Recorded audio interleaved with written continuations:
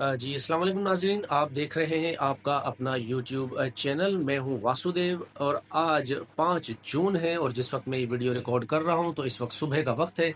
आपको खबर देता चलूं कि कल हमने आपको एक साबिक वज़ीर आज़म और pattern in chief Imran Khan साहब के हवाले से बताया था कि उन्होंने अपने एक्स पर एक पैगाम जारी किया है। जो हमने पैगाम आपको बताया वो उसका पहला हिस्सा था और फिर उसके बाद ज़रा देर से उसका दूसरा हिस्सा भी जारी कर दिया गया, जिसमें साबिक वज़ीर आज़म ने कहा है कि अवाम ने यानी पाकिस्तानी अवाम ने एक मरतबा फिर ये साबित कर दिया है कि असल ताकत अवाम के पास है। और जिस तरह से समड़ियाल के इलेक्शन में अवाम ने निकल कर वोट दिया है, तो अवाम का जो नज़रिया है वो उसको आप ताकत के ज़ोर पर कहने लगे वो तब्दील नहीं कर सकते।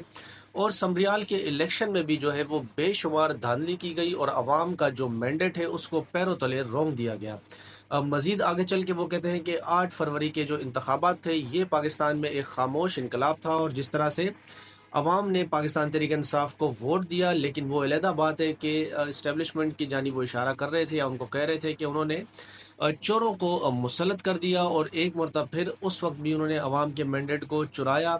और फिर ये वही लोग हैं कि जिन्होंने 2 सूबों में इलेक्शन भी नहीं करने दिए, जिसकी सहूलतकारी का इल्ज़ाम वो कहते हैं कि उस वक्त के चीफ जस्टिस काजी फ़ायज़ ईसा, सिकंदर राजा सुल्तान और जंगल का बादशाह हैं।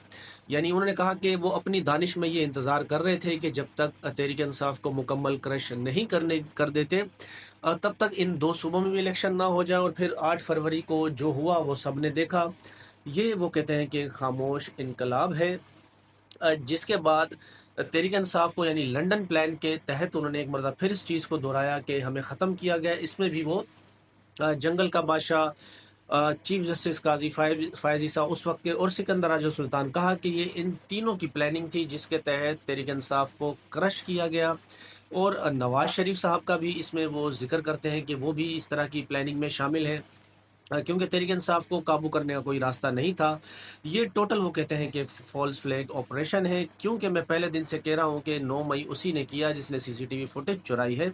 उन्होंने मजीद ये भी कहा है कि अगर आपको ऐसा लगता है कि 9 मई की साजिश में पाकिस्तान तहरीक इंसाफ मुलविस है, तो आप सीसीटीवी फुटेजेस के ज़रिए वो सारी चीज़ें सामने ला सकते हैं। लेकिन अफसोस की बात है वो चीज़ें लाई नहीं गई। और फिर उसके बाद 26वीं आईनी तरामीम भी हो गई। उन्होंने कहा कि एक काजी फ़ायज़ ईसा जब रिटायर होने वाले थे, और सिकंदर राय सुल्तान जो तकरीबन 4 से साढ़े 4 महीने हो गए रिटायर हो गए हैं, वो अभी भी उनके हवाले से उन्होंने कहा कि वो इलेक्शन की धांधलियों में सहूलतकारी इस हुकूमत की कर रहा है और वो अभी तक भी मौजूद है। उसकी वजह ये बताते हैं कि 26वीं आईनी तरामीम कराई गई और फिर बहुत सारे काजी जो हैं वो पैदा कर दिए गए। लेकिन आपको एक खबर और भी देते चले इसके साथ साथ कि बाकायदा से उमर अयूब साहब जो हैं अपोजिशन लीडर, वो तो ख़त लिख चुके थे वज़ीर आज़म साहब को कि आए और बैठकर बातचीत करते हैं, मीटिंग करते हैं कि इलेक्शन कमिश्नर जो हैं और 2 मेंबर जो हैं उनकी मुद्दत मुलाज़मत ख़त्म हो गई है, तो नया इलेक्शन कमीशन जो है वो तैनात किया जाए। तो वज़ीर आज़म ने भी कल बाकायदा से उमर अयूब साहब को ख़त का जवाब दे दिया है, और अब बहुत जल्द ये हो सकता है कि ईद के बाद ये तमाम तर पेशरफ्त होंगी। तो उसमें देखा जाएगा कि अब आइंदा आने वाला इलेक्शन कमिश्नर कौन है। और अब ऐसा लगता भी है कि हुकूमत भी शायद सिकंदर राजा सुल्तान साहब से जान छुड़ाना चाहती है और नई तानाती हो। अब देखते हैं। शुरू में तो नाम ये भी आ रहा था कि काजी फ़ायज़ ईसा को शायद हुकूमत जो है वो इलेक्शन कमिश्नर लगाने जा रही है।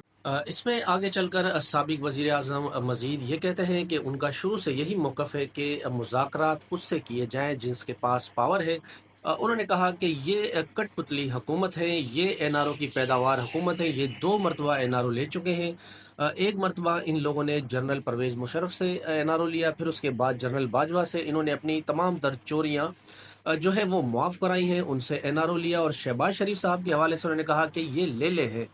यानी शहबाज शरीफ साहब को साबिक वज़ीर आज़म जो है वो ट्रोल करने से नहीं चूकते, और इतनी सख्त जेल काटने के बावजूद भी उनका ट्रोलिंग का लेवल ही अलग है। पहले उनको वो बूट पॉलिश यानी चेरी ब्लॉसम कहकर पुकारते थे, फिर अर्दली, और अब उन्होंने उनको लैला करार दे दिया है। तो इस्लामाबाद में लोग मजाक में कहते हैं कि लेलों की जो है वो कमी पड़ गई है। और ईद से कबल खान साहब ने ये बयान जो है वो शरारती तौर पर दिया है, तो उनको लेला करार दिया है। तो वज़ीर आज़म शहबाज शरीफ साहब को कहा है कि ये इस्टेब्लिशमेंट के लेले हैं और ये उनके साथ एस्टेब्लिशमेंट की रस्सी के साथ बंधे हुए, लटके हुए, जब भी ये ज़रा एस्टेब्लिशमेंट उनसे दूर होती है तो इनको ऑक्सीजन की वो कहते हैं कि कमी महसूस होती है। तो फिर ऐसे कठपुतलियों से बात कर कर क्या फ़ायदा, जो खुद एनआरओ की पैदावार है। और फिर इंसाफ के हवाले से भी कहा कि हमें जो जज 26वीं आईनी तरमीम के बाद आए हैं, तो ये सरकारी जज हैं, सरकारी जज और एनआरओ वाले लोगों से हम मुज़ाकरात क्या करें, ये हमें क्या देंगे। उन्होंने कहा कि पूरी दुनिया में ऐसा कहीं नहीं होता कि जो चोरी करे फिर एप्लीकेशन भी चोरी की उसी बंदे के पास उन्होंने कहा चली जाए। मेरे खिलाफ इलेक्शन से कबल उन्होंने कहा कि 4 केसों में मुझे सजाएं दी। फिर उसके बाद जब मेरे केसेस इस्लामाबाद हाई कोर्ट में आए तो चारों के चारों वो उड़ गए। और फिर इन्होंने सरकारी जजों का इंतज़ार किया। अब जब सरकारी जज आ गए हैं तो फिर ये मेरी अपीलें अब उसके बाद लगाएंगे। मज़ीद आगे चलकर साबिक वज़ीर आज़म का बयान इस तरह से है। वो कहते हैं कि मेरे तमाम तर इंसानी हकूक़ जो हैं वो मुअत्तल कर दिए गए हैं। मैं 2 साल से कैद हूँ। मेरी अहलिया को 14 माह हो गए हैं, वो भी नाहक सज़ा काट रही हैं। और पाकिस्तान में अदलिया का ये हाल है कि वो सब के सब एक कर्नल से डरते हैं और इंसानी हकूक़ की जो पामाली हो रही है उस पर कोई बात नहीं करता। फिर उसके बाद इमरान खान साहब ने एक इस गुब्बारे से भी हवा निकाली कि इमरान खान की कोई मुलाकात हुई है, अमेरिका से वफद आया हुआ है, डॉक्टर्स का, ताजिरों का जो उनसे मिला है। तो इससे भी वो ये कहते हैं कि ये सब अफवाह है, झूठ पर मबनी है। उन्होंने कहा कि जब इनके ऊपर प्रेशर आता है, दबाव बढ़ता है, तो ये मुझसे मुज़ाकरात की बातें करते हैं और जब दबाव ख़त्म हो जाता है तो फिर ये मुझ पर सख्तियाँ कर देते हैं। उन्होंने कहा कि मैं एक छोटे से सेल में रह रहा हूँ, तो छोटे से सेल में बंदा क्या कर सकता है सिवाय किताबें पढ़ने से। लेकिन अडियाला जेल के जो कर्नल हैं उन्होंने मेरी किताबें भी बंद की हुई हैं। मज़ीद वो आगे चल कर कहते हैं कि मैं इस्टेब्लिशमेंट को एक पैगाम देता हूँ कि पाकिस्तान पीपल्स पार्टी हो या मुस्लिम लीग नून, जो 2 जमातें हैं जिनको एस्टेब्लिशमेंट ने अब तक सहारा देकर वो कहते हैं कि हुकूमत में रखा हुआ है, ये इस वक्त दोनों सियासी लाशें हैं, इनकी अवाम में कोई मकबूलियत नहीं। उन्होंने कहा कि मुझे आपकी ज़रूरत नहीं है, आपको हमारी ज़रूरत है, क्योंकि पाकिस्तान तहरीक इंसाफ पाकिस्तान की सबसे बड़ी अवामी जमात है। और जिसके पास अवामी ताकत हो तो पावर भी उसी के पास होती है, मकबूलियत भी उसी की होती है। और उन्होंने कहा कि हम चाहें तो तहरीक इंसाफ की जमात, या अगर हम चाहें तो फ़ौज का जो तासुर है अवाम में, उसको भी बेहतर किया जा सकता है। साबिक वज़ीर आज़म और बानी पीटीआई यानी पैटर्न चीफ हैं, उन्होंने 3 वजूहात भी बताई हैं कि जिसके तहत वो कहते हैं कि हमें मुत्तहद रहना चाहिए। पहली तो वजह उन्होंने ये बताई कि नरेंद्र मोदी जो है वो इस वक्त ज़ख्मी है और ऐन मुमकिन है कि वो पाकिस्तान पर दोबारा हमला कर सकता है, तो अवाम को मुत्तहद रहना चाहिए।